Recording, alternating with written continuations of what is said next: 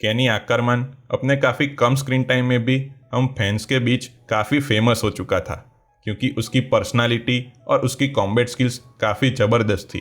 और केनी जब जब हमें स्क्रीन पर दिखा तो उसने सारा अटेंशन अपनी ओर खींच लिया। और ये चीज़ हो भी क्यों ना, क्योंकि केनी का कैरेक्टर काफ़ी वेल रिटन था और स्टोरी में जिस टाइम पर उसका कैरेक्टर हमें इंट्रोड्यूस करवाया गया वो भी परफेक्ट था। और केनी अटैक ऑन टाइटन की स्टोरी में काफ़ी इम्पोर्टेंट कैरेक्टर है।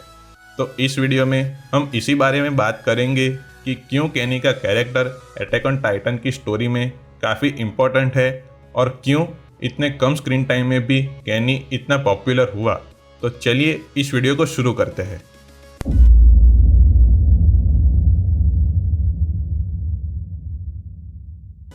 अगर हम मेन स्टोरी लाइन की बात करें तो केनी का कैरेक्टर हमें फर्स्ट टाइम सीजन 3 पार्ट 1 के एपिसोड 1 में दिखाया गया था। पर अगर हम अटैक ऑन टाइटन की स्टोरी लाइन में हुए इवेंट्स को टाइमलाइन के हिसाब से रखें तो केनी काफ़ी शुरुआत से इस स्टोरी का हिस्सा था। चाहे बात करें वॉल्स के अंदर की दुनिया की हकीकत जानने की, या बात करें लिवाई के साथ उसके रिलेशन की, या बात करें हिस्टोरिया की माँ को मारने की। और तो और अपनी मौत के वक्त वो लिवाई को टाइटन शिफ्टर सीरम देकर गया था, जिसके कारण आर्मिन कोलोसल टाइटन बन सका। यानी कि अपने इस छोटे से स्क्रीन टाइम के बावजूद भी केनी इस स्टोरी के ऑलमोस्ट सभी इवेंट से कनेक्टेड था और इस स्टोरी में काफ़ी इम्पोर्टेंट भी था। अगर हम शुरुआत से केनी की लाइफ को देखें तो उरी यानी कि उस समय के फाउंडिंग टाइटन को मिलने से पहले केनी द रिपर के नाम से जाना जाता था और अपने क्लैन का बदला लेने के लिए वो मिलिट्री पुलिस को मारता था।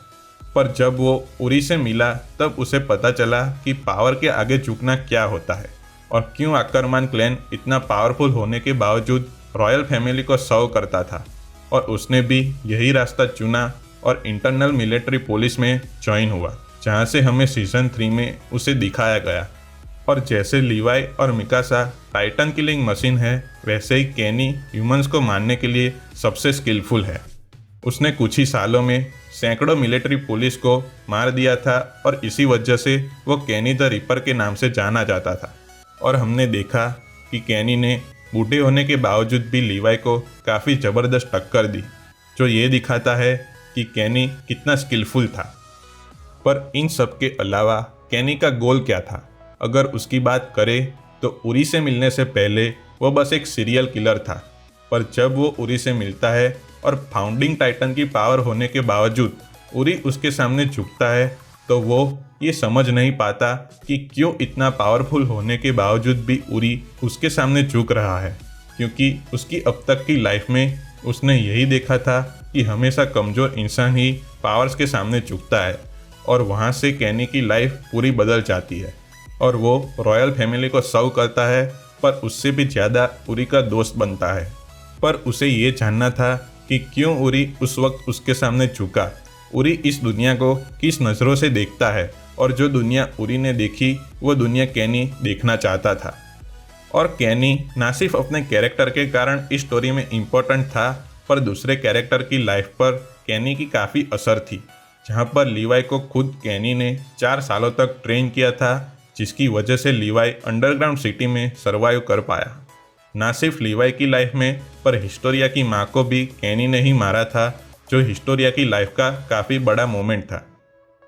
और सीजन 3 में केनी आखिर में रॉयल फैमिली को बिट्रे करता है, जिसकी वजह से रोड रेस फेल होता है और हिस्टोरिया टाइटन नहीं बनती और फाउंडिंग टाइटन की पावर रॉयल फैमिली से दूर रहती है, जो वॉल्स के अंदर की दुनिया के लिए काफ़ी बड़ी बात थी और ये चीज़ आगे की इवेंट्स के लिए भी काफ़ी ज़रूरी थी।